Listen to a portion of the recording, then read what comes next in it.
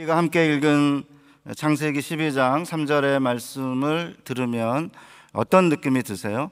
땅의 모든 족속이 너로 인해 복을 받을 것이다.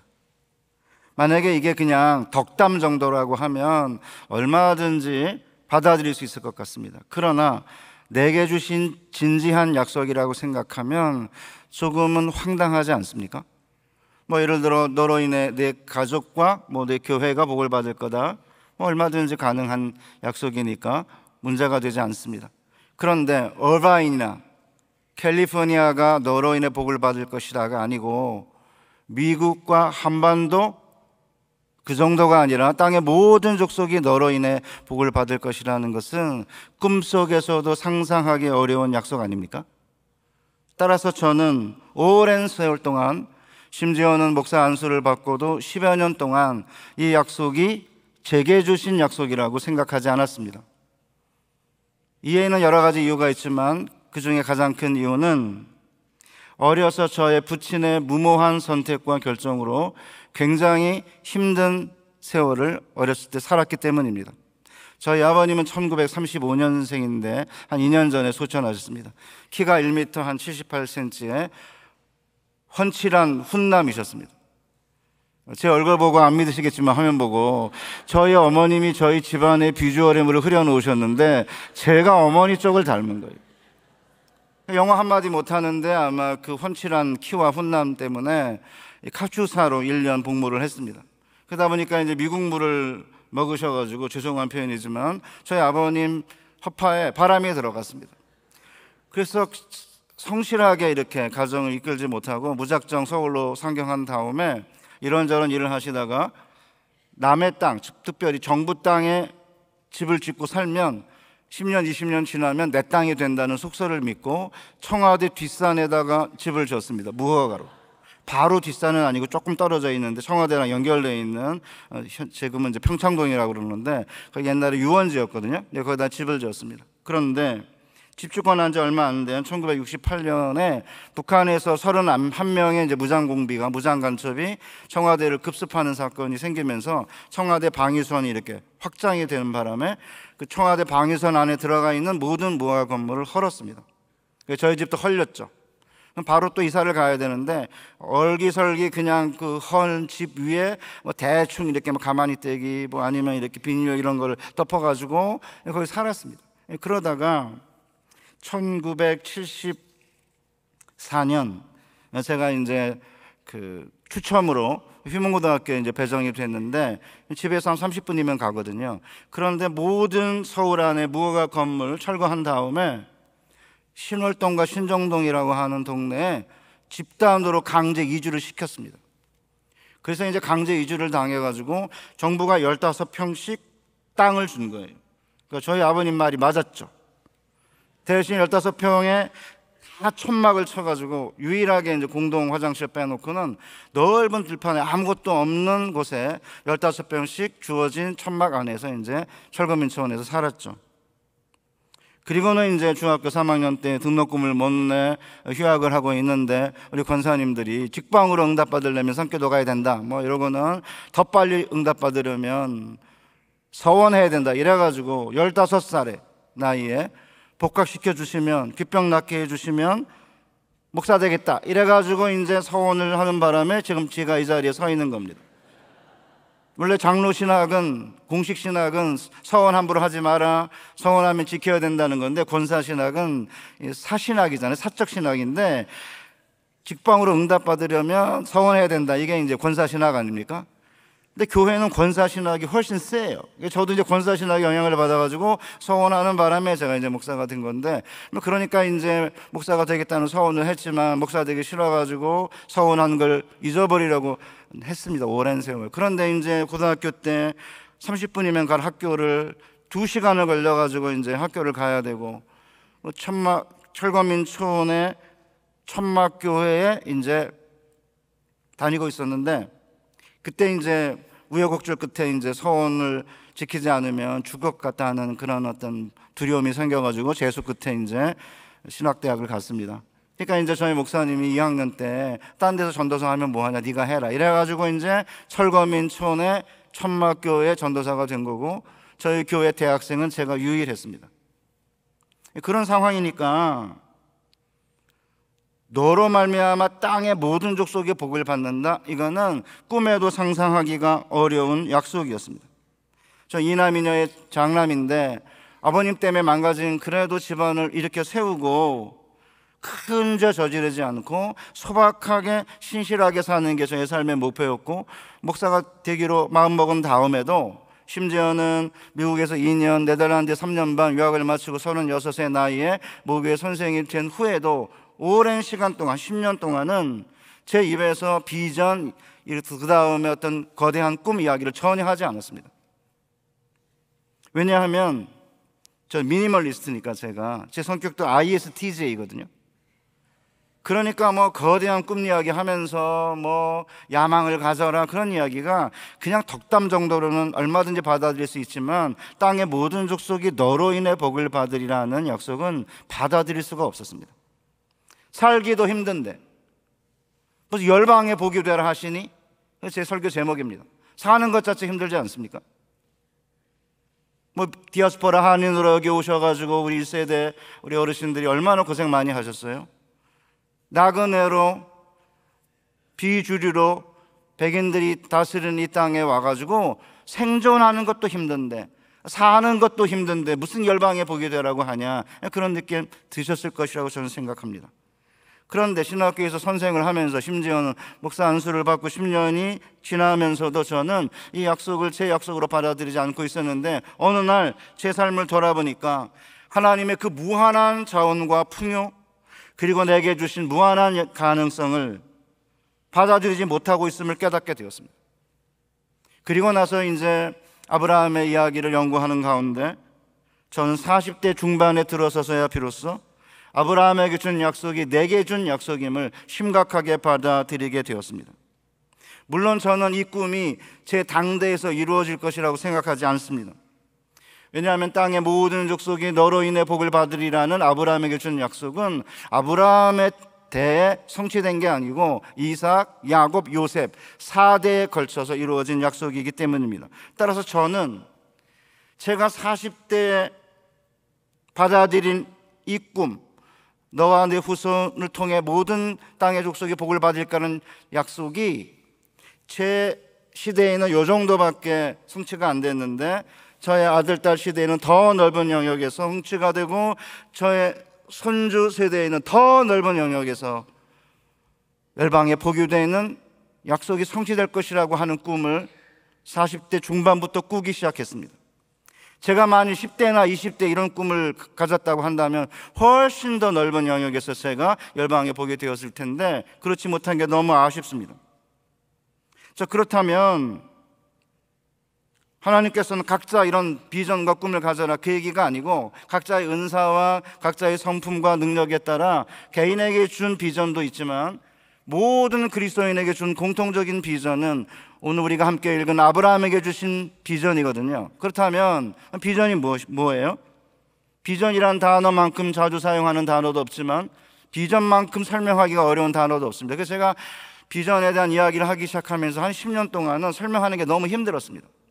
그러다가 칭찬은 고래도 춤추게 한다라고 하는 켄 블랜차드가 쓴 또 다른 책이 하나 있는데 비전으로 가슴을 뛰게 하라는 책에서 비전이 무엇인지에 대한 정의와 그리고 세 가지 요소를 발견했는데 이것이 아브라함에게 준 비전을 설명하는 게 너무 좋기 때문에 제가 켄 블랜차드의 비전의 정의와 세 가지 요소를 먼저 설명하겠습니다. 블랜차드는 비전은 자기가 누구이며 나의 삶의 이유는 무엇이며 why, 그 다음 내가 어디로 가고 있으며 내 비대 청사진은 무엇이며 where, 그 다음 무엇이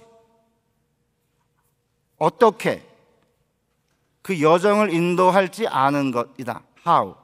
이 세 가지 요소가 비전의 요소라는 것입니다. 첫째, 비전에는 내 삶의 목적이 무엇이고 나는 왜 사는지 why에 대한 질문에 답을 해야 한다는 것입니다. 둘째, 비전에는 내가 어디로 가는지, 내 미래 20년, 30년 후에 내가 되고 싶은 어떤 미래의 청사진이 있어야 된다는 것입니다. 그리고 비전에는 존재의 이유를 가지고 미래의 청사진을 향해 나아갈 때 어떻게 해야, how죠. 어떤 핵심 가치가 있어야 그것을 달성할 수 있는지 아는 것이라고 정의했습니다. 그래서 놀랍게도 하나님이 오늘 우리 모든 그리스도인들에게 주신, 아브라함에게 주신 이 약속 안에 이 세 가지 요소가 절묘하게 들어가 있습니다. 이 동사들의 세 가지 형태가 명령형, 완료형, 미완료형 세 가지 형태가 비전의 세 가지 요소랑 이렇게 잘 맞아 들어가기 때문에 제가 아브라함에게 주신 약속을 읽으면서 제가 동사 형태를 말씀드리겠습니다. 너는 너의 고향과 친척과 아버지의 집을 떠나는 동사가 아닙니다. 그냥 전치사인데 동사로 이렇게 의역하다 보니까 들어간 거고요. 그러니까 너는 너의 고향과 친척과 아버지의 집으로부터 내가 내게 보여줄 땅으로 가라, 명령형입니다. 그러면 내가 너로 큰 민족을 이루게 할 것이고, 미완료형이에요. 내가 내게 복을 줄 것이며, 미완료형. 내 이름을 창대하게 할 것이다, 미완료형입니다. 너는 복이 되라, 명령형입니다. 그러면 너를 축복하는 자를 내가 축복할 것이고, 미완료형. 너를 저주하는 자를 내가 저주하리라, 미완료형입니다. 그리고 땅의 모든 족속이 너로 인해 복을 받으리라는 완료형입니다. 이 세 가지 동사 형태가 완벽하게 맞아 들어갑니다. 자, 그러면 우리가 왜 사느냐, 우리의 삶의 이유가 뭐냐는 명령형에 나타납니다. 1절과 2절 끝에 본토 친척 아버지 집으로부터 내가 내게 지시하는 곳으로, 내가 내게 보여주는 곳으로 가라, go. 그 다음 너는 복이 되라, be a blessing. 이 두 개의 명령형이 비전의 첫 번째 요소인 우리가 존재하는 이유, 우리가 사는 이유를 보여주고 있습니다. 왜 베델교회는, 왜 캘리포니아의 어바인에 존재해야 하는지, 왜 우리 각자는, 우리 개인 가정은 왜 2025년의 삶을 살고 있는지 그 이유에 대해 분명하게 알고 있어야 되는데, 우리 모두에게 주신 비전 안에 우리가 왜 사는지에 대한 이유가 드러나 있습니다. 그 이유가 뭐죠? 누구든지 하나님의 백성은 본토 친척 아버지 집으로부터 하나님이 보여주시는 곳에 가서 거기서 보게 되는 것입니다. 그런데 여기서 한 가지 의문이 생기거든요. 하나님이 지시하는 곳으로 가라 그러면 될 것을 굳이 왜 본토 친척 아버지 집으로부터 나오라고 하느냐 하는 거죠. 그 이유가 뭐냐면 대부분의 세상 사람들은 본토 친척 아버지 집, 내 가족과 내가 복을 받는 게 삶의 목적과 이유예요. 그 대부분의 사람들 아무리 유명하고 아무리 존경을 받고 해도 대부분은 본토 친척 아버지 집 안에 복을 주는 존재로밖에 존재하지 못해요. 웬만해서 그걸 넘어서지 못합니다. 따라서 소위 사회에 성공한 사람들 조차도 사회와 국가와 인류에 복이 되는 게 아니라 기껏해야 자기의 혈족과 주변 사람들에게 복이 되는 것으로 만족하기 때문에 아브라함에게 본토 친척 아버지 집으로부터 나오라고 한 것이고요. 그렇게 해야 비로소 땅의 모든 족속에게 복이 된다는 거죠. 그래서 약간 생경한 언어이긴 하지만 에릭 프롬이라고 하는 위대한 기독교 심리학자는 혈연과 지연과 학연을 근친상간적 유대관계라고 단죄하면서 하나님의 백성은 본토 친척 아버지 집으로부터 나오라고 명령했다고 가르칩니다. 그러니까 남자가 부모를 떠나 아내와 연합하는 게 첫 번째 떠남이라고 한다면, 두 번째는 본토 친척 아버지 집으로부터 떠나는 것이고, 창세기 12장. 그 다음에 애굽에서부터 떠나는 것은 죄로부터 떠나는 거다. 그래가지고 부모로부터 떠나고 혈연지연 학연으로부터 떠나고 죄로부터 떠나는 것이 진정한 자유를 얻게 되는 세 가지 단계라고 이야기를 했는데, 놀랍게도 한국 사회와 한국 교회는 본토 친척 아버지 집으로부터 떠나는 부분에 있어서 아직도 분명한 모습을 보이지 못하는 경우가 종종 있습니다. 자, 그렇다면 과연 나는 누구에게 복이 되고 있는가라는 질문을 확실하게 던져야죠. 나는 목회자로 베델교회 성도님들에게 복인가? 우리 성도님들은 나는 베델교회 목회자들과 우리 장로님들과 중직자들에게 복인가? 장로님들과 권사님들과 안수 집사님들은 나는 과연 베델교회 성도들과 목회자들에게 복인가? 이런 질문을 던져야죠. 과연 베델교회는 어바인의 복인가? 놀랍게도 많은 그리스도인들이 세상으로부터 복을 받으려고 하지 세상에 복이 되어야 된다라고 하는 생각이 분명하지 않은 경우가 상당히 있습니다. 저도 사실은 아까 얘기했지만 40대 중반까지 세상에 복이 되어야 된다고 생각을 했지만 그 영역이 제한되어 있었어요. 이렇게 기껏해야 망가진 저희 가정을 어떻게 하면 세울 건지, 내가 속한 교회 안에서 큰 죄 저지르지 않고 경건한 사람이라는 이야기를 듣는 이 정도밖에 생각을 못했으니까. 그렇다면 그 다음에 문제는 하나님이 보여주시는 곳으로 가라는 건데, 많은 해석자들이 하나님이 보여주는 곳이 구체적으로 어딘가를 찾다가 대부분 헤매고 맙니다. 왜냐하면 하나님이 가라고 하는 곳이 바로 우리가 현재 있는 곳이거든요. 다시 말해서 본토 친척 아버지 집에만 복이 되는 삶에서 땅의 모든 족속이 나로 인해 복을 받는 삶으로의 전환을 결단하고 순례길을 떠나기로 마음을 먹으면 현재 있는 곳이 하나님이 가라는 곳입니다. 여러분 언뜻 들으면 무슨 얼토당토하는 말이냐 이런 느낌이 드실 텐데, 제가 요셉의 삶을 통해 설명해 보겠습니다.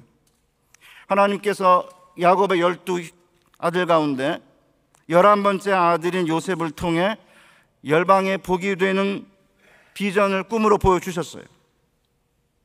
그러니까 이제 하나님의 아브라함의 아들 이삭, 그 다음에 이삭의 두 아들 에서와 야곱 중에 야곱을 택했고, 야곱의 12아들 가운데 11번째 요셉을 통해서 주로 그를 통해 가지고 열방에 복이 되는 비전을 이제 세우기로 마음을 먹은 건데, 이 꿈을 이제 형들에게 이야기하니까 이제 형들이 아니 네가 우리 위에 왕노릇 하려느냐 이러면서 요셉을 미워하기 시작했습니다.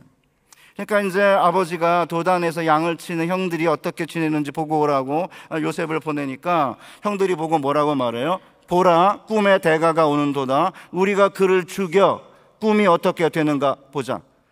형들에게 문제는 요셉이 아니고 요셉의 꿈이에요. 그러니까 요셉이 꿈을 꿨으니까 요셉을 죽이면 그 꿈이 사라질 거라고 생각을 했는데, 우리가 처음부터 이야기했듯이 하나님이 아브라함에게 주신 꿈은 아브라함의 꿈이 아닙니다. 하나님의 꿈이기 때문에 형들이 요셉을 죽인다고 해도 하나님의 꿈은 사라지지 않아요. 누가 그 꿈을 받아들이냐가 문제죠. 베델교회가 안 받아들이면 다른 교회가 받아들이는 거고, 나와 내 가정이 그 꿈을 받아들이지 않으면 다른 사람과 다른 사람의 가정이 그 꿈을 받아들이게 되는 것입니다. 그런데 이제 형들이 요셉을 죽이려고 하니까 이제 제일 큰 장남인 루벤하고 유다가 죽이지는 말자 이래가지고 이제 웅덩이에 쳐넣었어요. 그러다가 이제 이스마엘 상인이 지나가니까 이스마엘 상인에게 팔았습니다. 요셉이 이끌려 애굽에 내려가매, 창세기 39장 1절입니다. 바로의 신하 시대장 애굽 사람 보디발이 그를 그리로 데려간 자의 손에서 요셉을 산이라.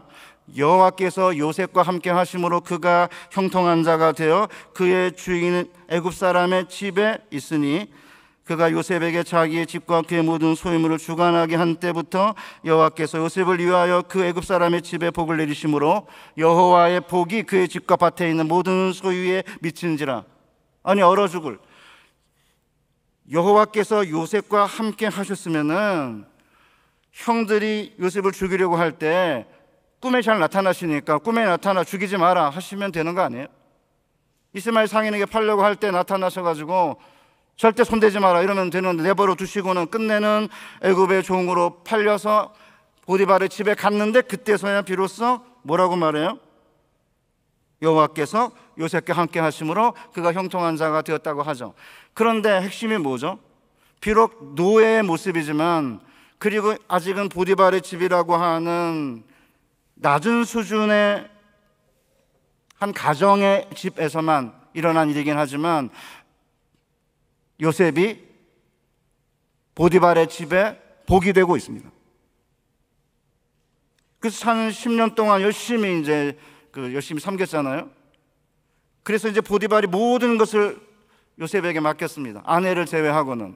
그런데 10년 지난 27살 정도 돼가지고 보디발의 아내가 요셉에게 눈짓하기 시작해요. 동침하자고. 그런데 끝내는 동침하기를 거부했으나 보디발의 아내의 그 거짓 고소와 그 다음에 증거 조작을 통해 가지고 요셉이 성폭행범으로 몰아가지고 끝내는 감옥에 쳐넣습니다. 요셉이 옥에 갇혔으나 여호와께서 요셉과 함께 하시고 그에게 인자를 더하사 간수장에게 은혜를 받게 하심에 간수장의 옥중 죄수를 다 요셉의 손에 맡기심으로 그 재반 사물을 요셉이 처리하고 간수장은 그의 손에 맡긴 것을 무엇이든지 살펴보지 아니하였으니 이는 여호와께서 요셉과 함께 하심으로 여호와께서 그를 범사에 형통케 하셨더라. 아니, 요셉과 여호와께서 함께 하셨으면 보디발의 아내가 눈짓할 때 눈을 붙여서 못 뜨게 해야지, 그냥 내버려 두셨다가 끝내는 이제 감옥에 들어가게 하시는 건 도대체 뭔 처사예요? 그게 사실은 요셉이 미움 정도가 아니라 누명을 쓰고는 감옥에 갔는데 그 감옥에서 감옥에 있는 자들에게 복이 되지 않습니까? 심지어는 술 맡은 관원장이랑 떡 맡은 관원장이 이제 붙잡혀 들어왔는데 꿈을 꿨어요. 꿈을 보고 요셉이 떡 맡은 관원장은 목매달아 죽임을 당할 것이고 술 맡은 관원장은 복직될 거다. 나는 여차여차해서 이끌려온 히브리 노예인데 내가 죄를 진 적이 없다. 당신이 나가면 나를 구해달라고 했는데 이 인간이 나가가지고 2년 동안 잊어버려요. 바로가 꿈을 꿨는데 그 꿈을 해몽하지 못하자 그때서야 비로소 술 맡은 관원장이 요셉을 기억하거든요. 그러니까 10년의 노예 생활 플러스 3년의 감옥 생활, 이 13년의 소위 말하는 비전의 죽음 기간 동안에 하나님께서 요셉과 함께 하셨습니다. 그런데 그 결과가 뭐죠? 보디발의 집에서 요셉이 복이 되는 것이고 그 다음에 감옥 안에서 감옥에 있는 사람들에게 복이 되는 거죠. 그 때문에 요셉이 원해서 간 게 아닙니다. 여러분, 미국에 왜 오셨습니까? 마지 못해서, 한국에서 살 방법이 없으니까, 아니면 더 나은 비전을 찾아서, 능력이 있으니까? 이 어바인에 왜 오신 겁니까? 제가 저 위에 벨리부터 시작해가지고 치코 이렇게 지나서 지금 아나하임 거쳐가지고 어바인으로 지금 이동 중인데 내려올수록 좋은 것 같아요. 어바인에 왜 오셨냐고. 능력이 되니까? 마지 못해? 직장이 여기에 배정이 돼서 어떤 이유로, 무슨 이유로 왔든지 간에 모함을 받았든 능력이 없었든 아니면 능력이 출중했든 상관없습니다. 어디에 와 있든지 간에 거기서 복이 되는 거, 이게 우리의 삶의 목적인 거죠. 그래서 제가 삶의 인식의 변화만 있으면 현재 있는 곳이 하나님이 가라는 곳인 거죠.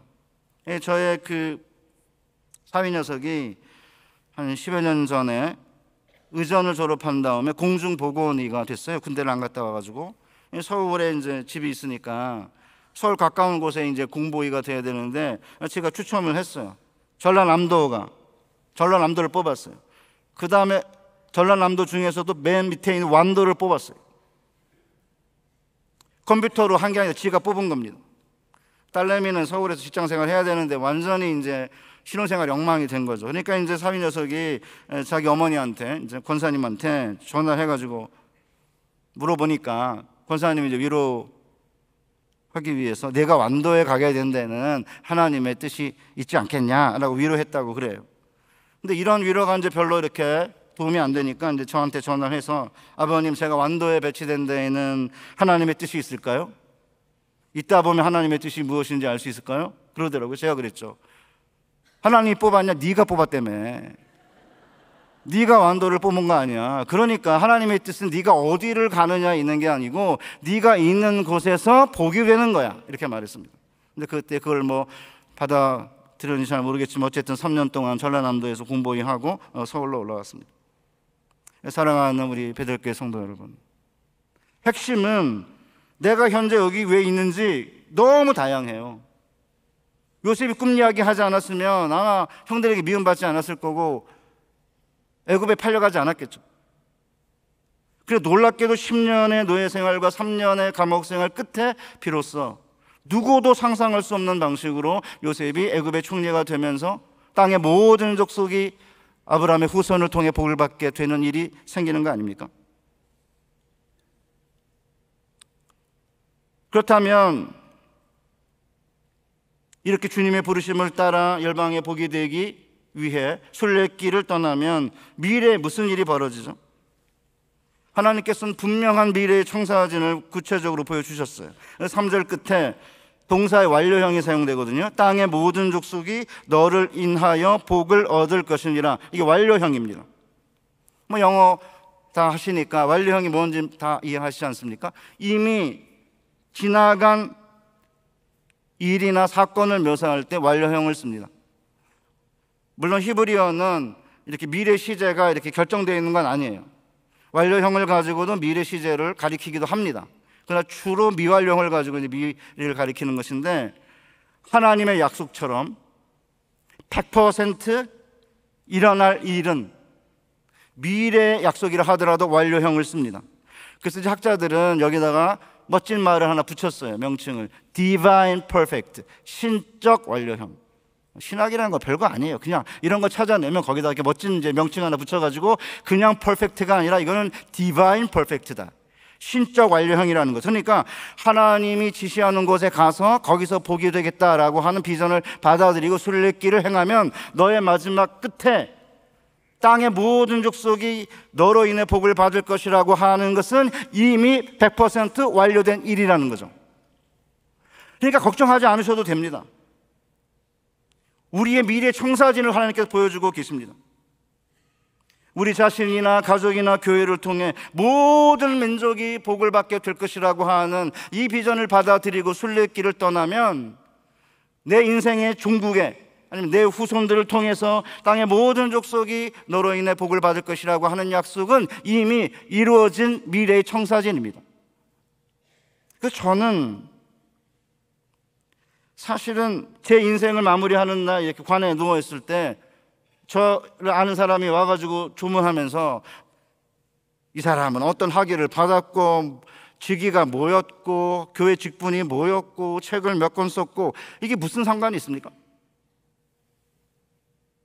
저도 책을 한 10몇 권 썼는데 은퇴하면 아무도 안 볼 거라 그러더라고요. 뭐 10여 년 보겠죠.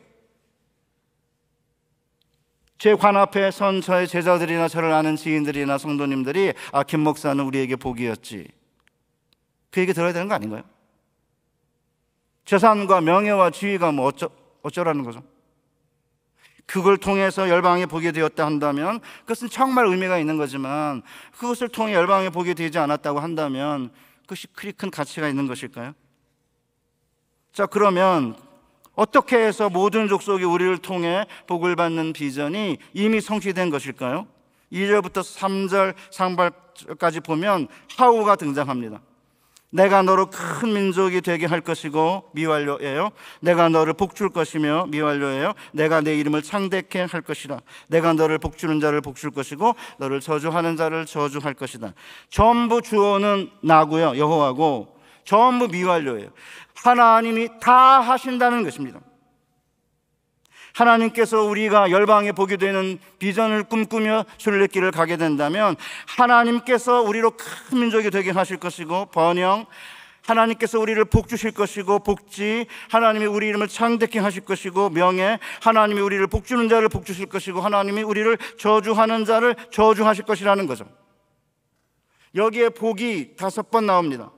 동사로 4번 나오고요, be a blessing, 명사로, 명사 문장으로, 명령으로 쓰인 be a blessing, 거기 명사로 1번 나옵니다. 총 5번 나옵니다. 이런 이야기를 하면은 사실은 경건하고 점잖은 빼는 그리스도인, 특별히 지성인 그리스도인들은 무슨 기복주의가 아니냐 이렇게 말하는데요, 저는 기복주의라고 말하는 분들의 삶을 보면 자기도 기복주의예요. 기복주의는 문제지만 기복성은 종교의 핵심인 거고요. 성경은 창조 때부터 시작해가지고 아브라함을 부를 때 시편 1편에서, 그 다음에 예수님이 산상수훈에서 첫 번째 말씀이 뭐냐면 다 복이거든요. 물론 이거를 자꾸 스피리추얼 블레싱으로 이렇게 환원하면 우리는 육체 이탈 화법을 사용하는 것입니다. 불과 몇 명 안 되는 아브라함이 전 땅의 모든 백성들이 복을 받게 되려면 가나안 땅 안에서 우선 생존해야 됩니다. 그리고 가족이 좀 더 늘어나야 되고요, 재물이 있어야지, 뭐 그래야지 큰 민족을 이루는 거 아닙니까? 그래서 처음에 아브라함의 이야기를 읽어보면 별다른 게 없습니다. 이것저것 옮겨 다니고 그러다가 재물을 얻고 가축도 얻게 되고, 그 다음에 마지막에 가서 이제 이삭을 얻고, 이러는 생존하고 이렇게 하는 과정이 전부이지 그 이상이 없어요. 그러니까 사실은 베들교회도 마찬가지인 거죠. 처음에 오신 우리 1세대는 생존하는 것조차 힘들었죠. 생존하는 게 사실은 중요한 과업이었죠. 그래서 자녀를 낳고 자녀를 열심히 가르쳐서 좋은 대학에도 보내고 좋은 직장에도 보내고 가정을 꾸리게 만들어 주었죠. 여기까지는 문제가 없는 겁니다. 그 다음에 거기가 끝이라고 하면 이게 문제인 거죠. 놀랍게도 여기에 사용된 미완료형은 단순히 미래의 일을 예고하는 동사 형태가 아니에요.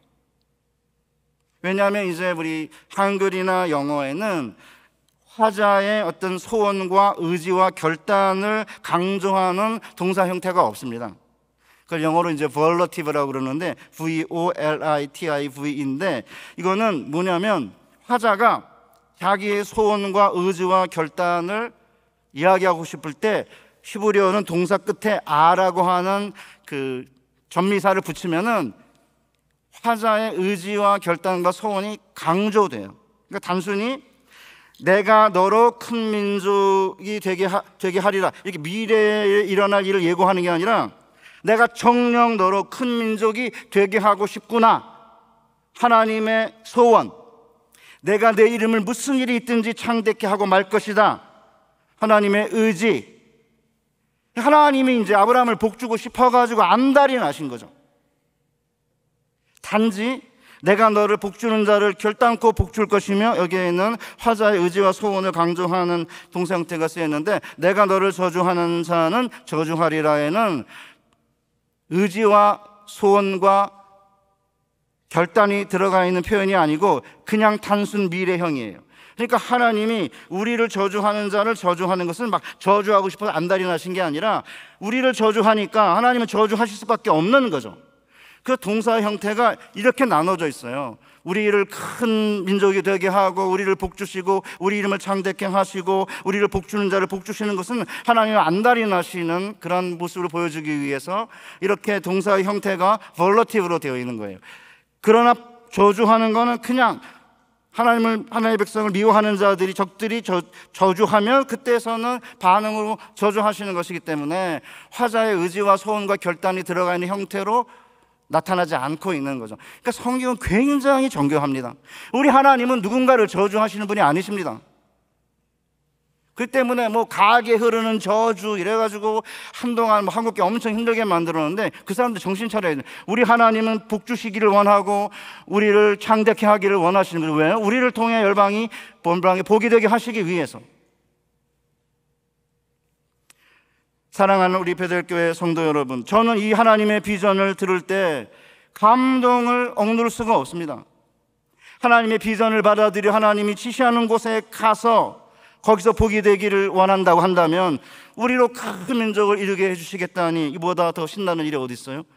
아버지의 집 정도가 아닙니다. 아버지의 집에서 내가 내게 보여준 땅으로 가면 큰 민족 이루게 해주겠다고 약속을 하셨습니다. 우리는 연약하고 미련해도 하나님께서 직접 우리를 복주시고 우리 이름을 창대케 하신다니 뭐 이보다 더 신명나는 부르심 어디 있습니까? 우리의 인생길에서 우리를 복주는 자를 복주시고 우리를 저주하는 자를 저주하시겠다니 이보다 더 위로가 되는 말씀이 어디에 있어요? 이렇게 하나님의 부르심을 따라 본토 친척 아버지 집을 떠나게 되면 하나님께서 우리를 이 세상에서 열방에 복이 되게 하시겠다는 것입니다.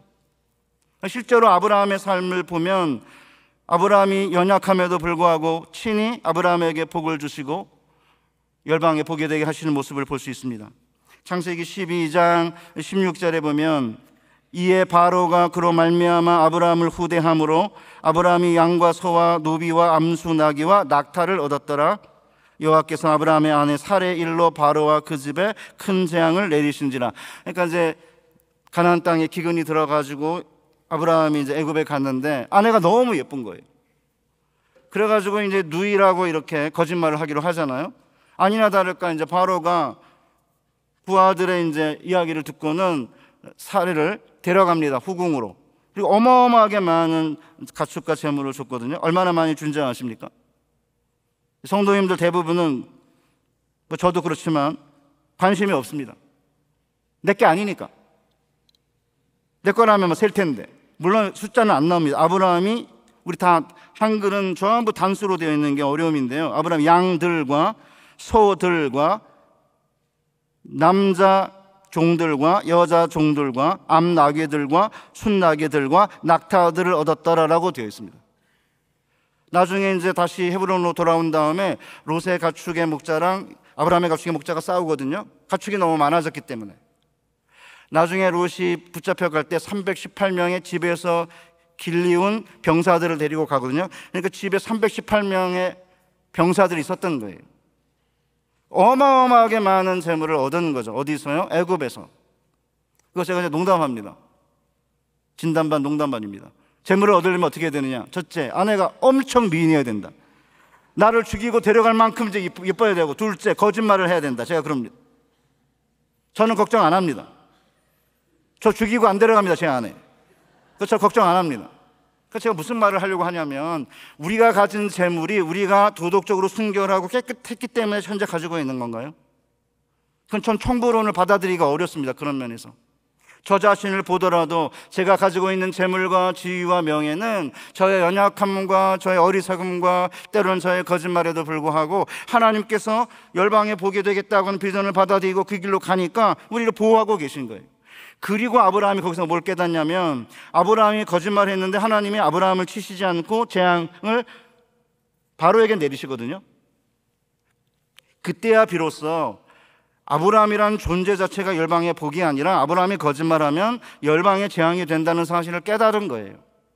그 나중에 이제 아브라함의 가축의 목자랑 롯의 가축의 목자가 싸우니까 그때 뭐라고 말하냐면, 롯에게 우리 앞에 가나안인들이 있지 아니하냐, 우리는 혈족이 아니냐, 그러면서 싸우지 말자 그러죠. 네가 우하면 내가 정하고 네가 정하면 내가 우하겠다고 양보해요. 창세기 14장에 보면 아브라함이 이제 롯이 이제 소돔을 택하고 이제 소돔 근처에 살다가 소돔성 안에 들어가 살잖아요. 동방의 네 왕의 연합군이 소돔 근처의 사해 지역의 5 왕들과 이제 전쟁을 벌이지 않습니까? 그때 이제 동방의 네 왕의 연합군이 소돔 사람들과 소돔의 재물과 롯과 롯의 재물을 빼앗아 가지고 갑니다.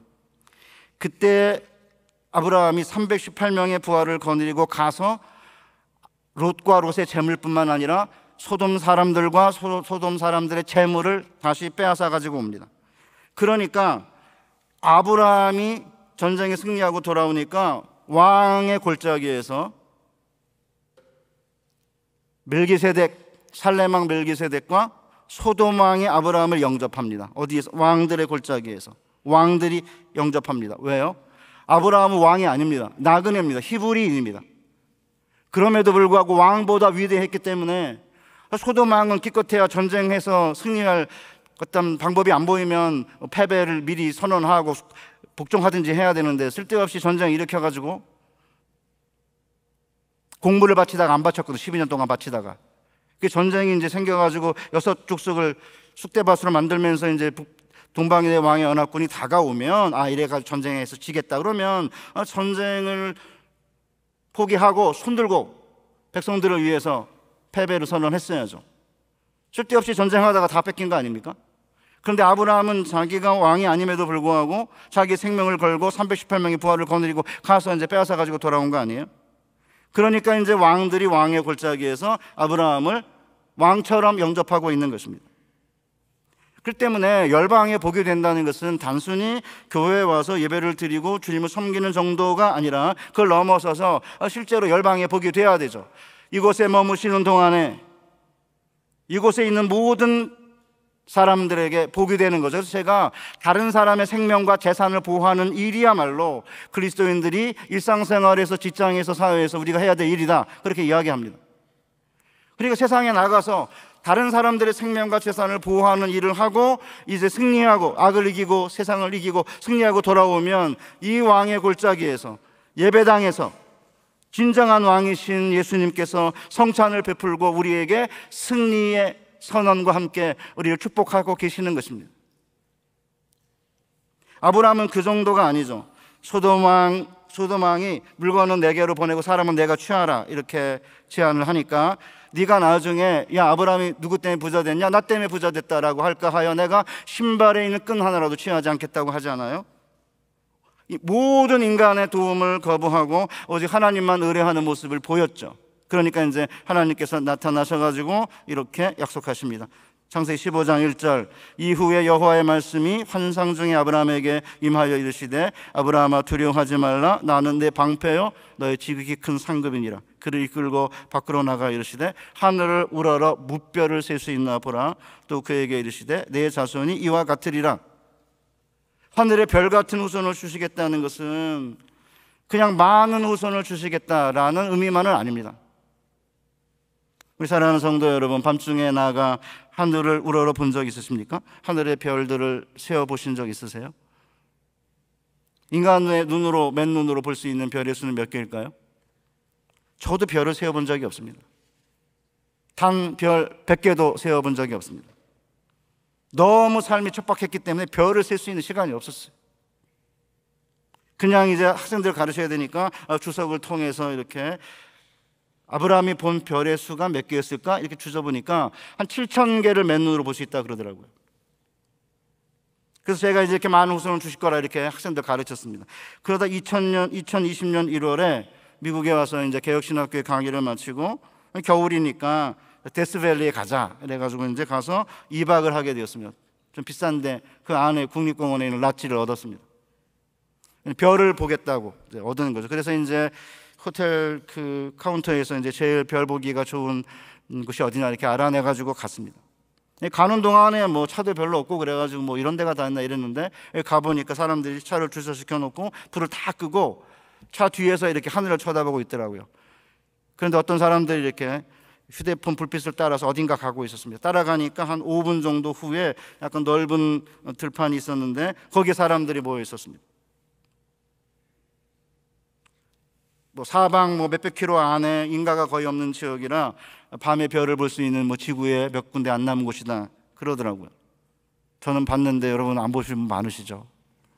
원주인은 안 보는데 원래 관광객이 와서 보듯이 데스밸리 안 가신 분도 많을 텐데 그냥 하늘의 별만 이렇게 많은 게 아니라 반구가 여기부터 완전히 반구 전체가 별들로 가득 차 있었습니다. 머리 위에만이 아니라 지평선 남쪽부터 북쪽까지 하늘 전체가 은하수처럼 이렇게 흐르며 별들로 가득 차 있었습니다.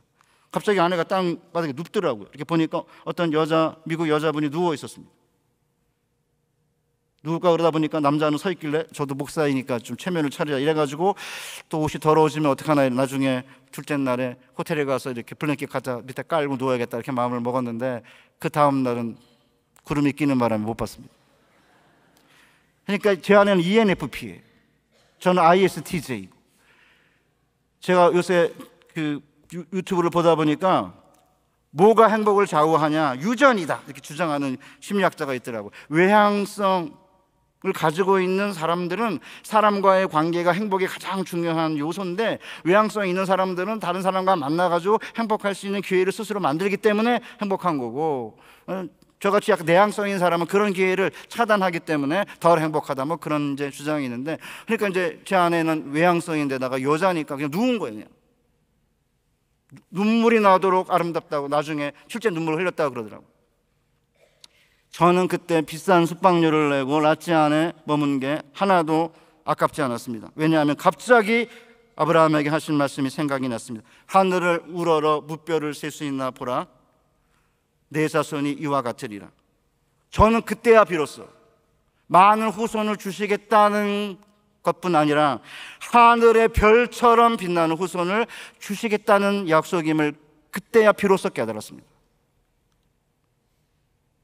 하늘에 영롱하게 빛나는 별들처럼 어두운 세상의 별처럼 빛나는 후손들을 주실 것이라는 사실을 처음으로 절감한 거예요. 여러분 뷰티풀 마인드라고 하는 영화 혹시 아십니까? 1949년에 27쪽짜리 박사 논문 하나로 150년 동안 지속되어 온 경제학 이론을 뒤집고 새로운 경제학의 패러다임을 제시한 천재 수학자 존 내시라고 하는 교수의 이야기를 담은 영화인데, 이 천재인데 이게 50년 동안 정신분열증 때문에 고통을 당했는데 아내의 헌신적인 사랑으로 모든 걸 이겨내고 1994년 노벨 경제학상을 수상한 인물을 영화한 건데요. 거기 보면 이제 나중에 아내가 된 알리시아라고 하는 여학생이 교수님을 이렇게 플러팅해요. 그래가지고 이제 연애를 시작했는데 밤에 하늘을 보면서 그 알리시아가 이렇게 말합니다. 난 한때 별들을 모두 세어보려고 했어요. 실제로 4,348개까지 셌죠. 그러니까 이제 내시 교수가 당신은 아주 이상해. 그렇죠. 한밤중에 별 세는 것도 그런데 4,348개까지 셌다고 그러니까 이상한 여자 아니에요? 이런 별을 세는 이상한 여인이었기 때문에 조현병을 앓는 남편 옆에서 헌신적 희생으로 정신병을 이겨내고 노벨 경제학상을 받게 했는지 모른다는 생각이 들었습니다.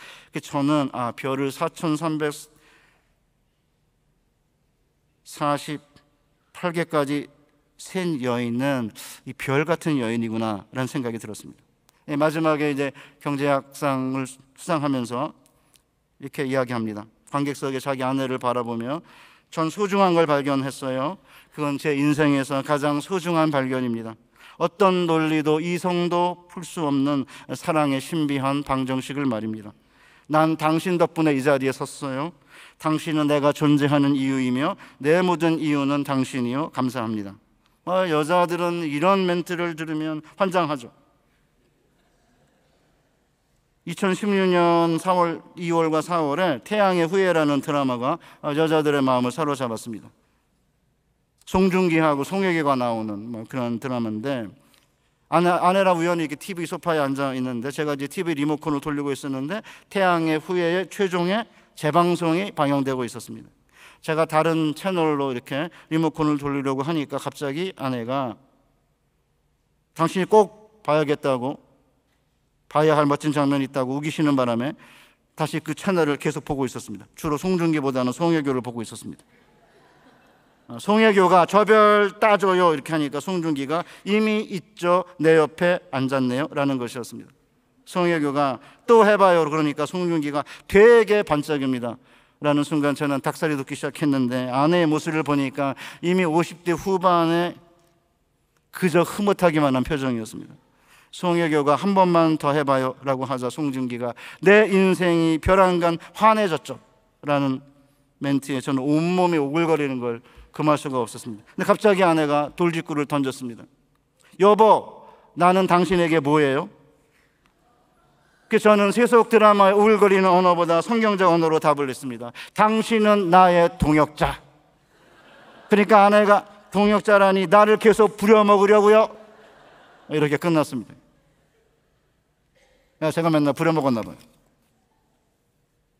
우리 사랑하는 베들교회 성도 여러분, 전 데스밸리에서 처음으로 하늘에 별 같은 후손을 주겠다고 말씀하신 이유가 뭔지를 처음 깨달았어요. 별이 뭔지 그렇게 중요하게 생각 안 했죠. 그럼 내가 별이야? 이런 생각을 한 거죠, 그냥. 그런데 하늘 전체를 감싸고 있는 넓은 우주에 떠 있는 그 많은 별들처럼 수많은 아브라함의 자손들이 별처럼 영롱하게 빛을 비추게 될 것이다 라는 약속의 의미를 깨닫게 된 것입니다.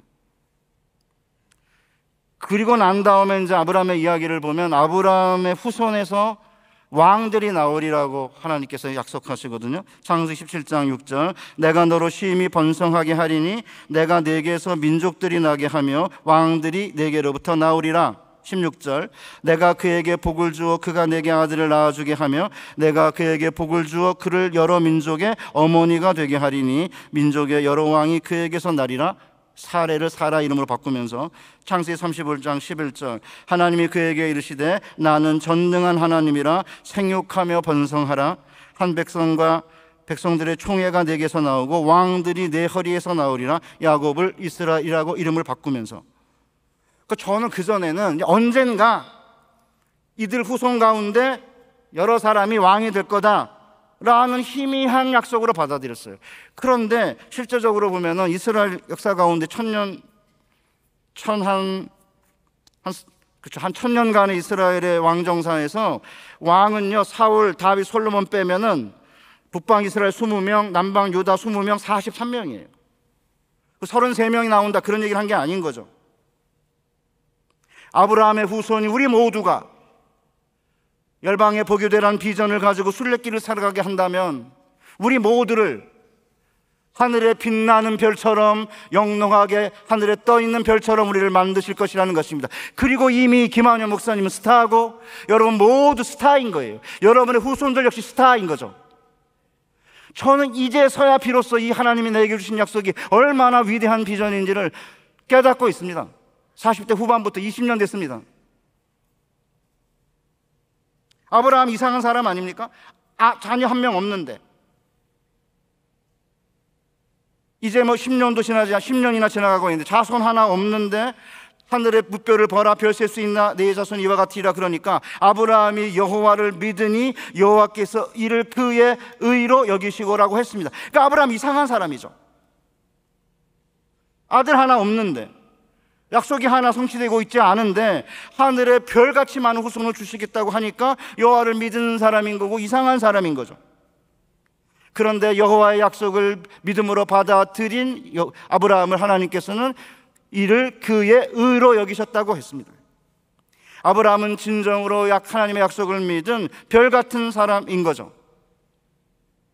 아브라함만이 별같은 사람이 아니고 하나님의 약속을 믿는 모든 아브라함의 후손은 모두 별같은 사람입니다. 제가 낳은 딸이 결혼 10년 만에 딸을 낳았습니다. 지금 이제 3살 됐습니다.